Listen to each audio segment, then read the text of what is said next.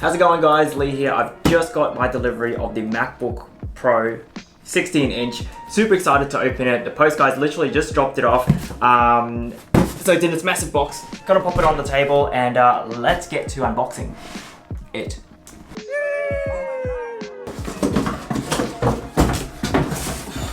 So after opening the two cardboard boxes, I finally got to the MacBook, which is upside down. It's actually quite heavy, so I can see why some reviews are saying it's quite a beefy boy. I imagine it's going to be a lot heavier than the MacBook Air that I have here that I've been rocking for the past year. This has been a great device. However, sometimes there's been moments where it's slowed down and heated up. So I figured it's time for an upgrade to see what this bad boy is all about. But without further ado, let's get to the unboxing, and maybe I'll go over some of the details as to why I made the update or the upgrade.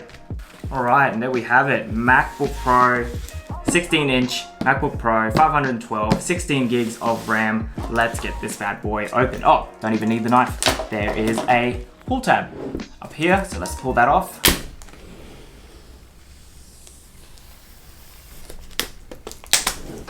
That is so satisfying to do. Bit of ASMR unboxing. Get that out of the way. And here we go. Ooh, that is a solid lid. Whoa!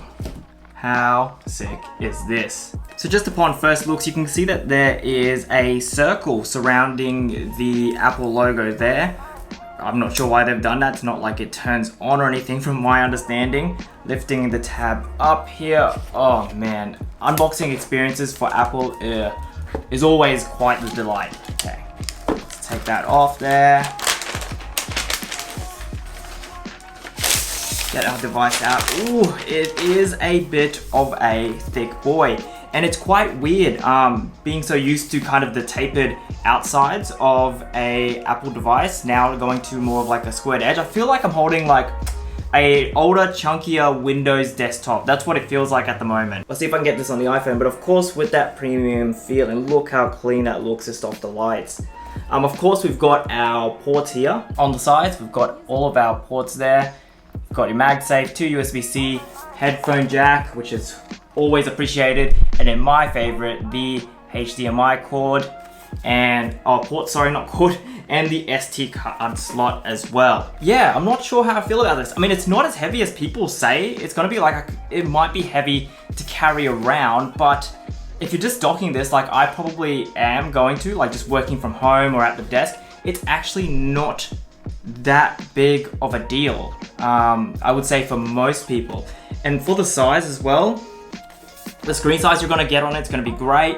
We've got the MacBook Pro there, kind of stamped, so I'm not sure if that's in focus, kind of stamped there on the bottom of the device as well. Looks really clean because they're not gonna put it inside here. Anyways, let's put that to the side. In terms of the box, we've got the designed by Apple in California, all that paperwork as well within that. Stuff that I'm never gonna read, of course. Something else. Ooh, look at this. We've got some black stickers. Now that's interesting because normally they don't come in a black color. They've come previously in a white color. So this is really cool.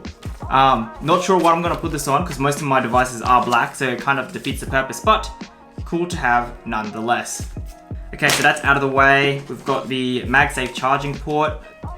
That feels really nice, by the way, to hold on to.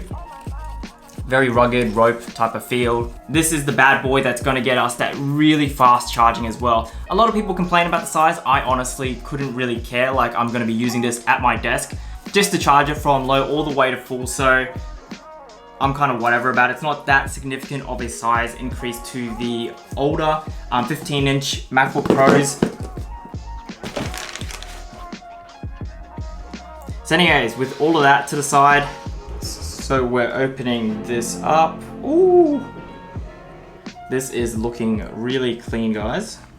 So this is actually looking quite clean, guys. If I can get this off, woo! And there we have it.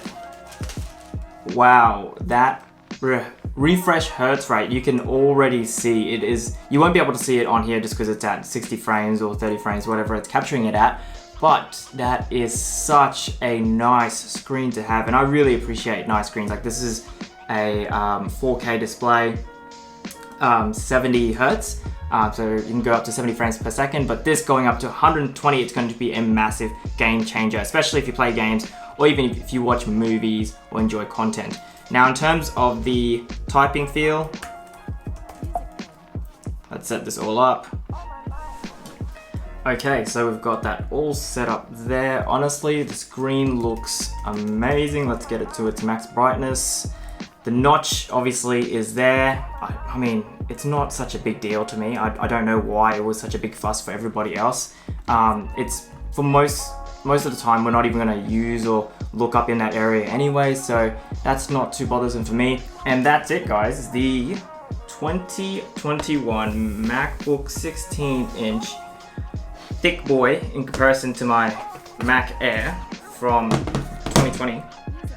That is super slim, no extra ports, no nothing. This battery has lasted me for ages when I've used it. And now we're moving to this thick boy where you'll probably play games, edit a little bit better. Just there's so much real estate to work with. So looking really forward to seeing how this device goes, doing just a quick review, and some of my thoughts about moving between the devices where you need to or not. But anyways guys, so that's been my quick unboxing of the 16-inch. I'm gonna do a bit of migration work from one device to the other, and we'll see how that goes. But so far, this is looking like an absolute beast. And from the benchmarks and from what I've seen, it's gonna be way more power than what I need. So yeah, anyways, hope you guys enjoyed it. There'll be some more videos coming up about my thoughts about moving and whether you should move or not from your M1 device over to the Pros or Maxes. That's it from me, guys.